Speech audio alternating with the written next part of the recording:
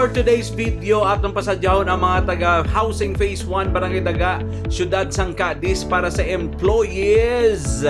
Feeding programs ang K5 News FM, KSS, kag sang Rayo Foundation Incorporated. Makadto na kita sa ilang gym sa Barangay Daga, kag ari na ang aton nga mga kabataan nga atin sa aton feeding program.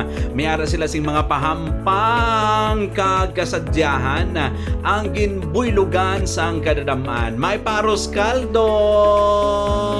Kag syempre mga buot, mga gwapa-gwapo nga mga kabataan nga nag-intra sa aton nga employees feeding program. Sila nakaangkon sang pipila ka mga cash prizes kag mga regalo nga nalikom sa mga empleyado sang K5 News FM Northern Negros. Kag amoy ni ilang mga pampang kag ang mga ngirit sa ilang mga guya kung sa diin mainit ang pagbaton nila sang K5 News FM personnel diriya sa Barangay Daga Phase 1 Housing sa Cadiz City, Negros Occidental. Amoy ni kadamo ang aton nga mga ginashiran sang aton na grasya subong nga adlaw sang Biyernes Abril 12, 2024.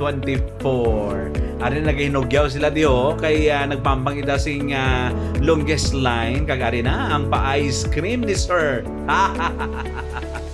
Gani kita-kits kita sa Sagay kag Cadiz nga area. Bantayan nyo ang K5 Solid Supporters, Rayo Foundation Incorporated kag ang K5 News FM Northern Negros para sa dugang nga kasadyahan sa inyo barangay.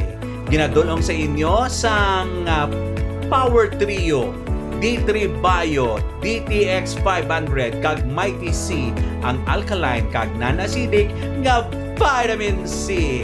Thank you for watching and good day everybody.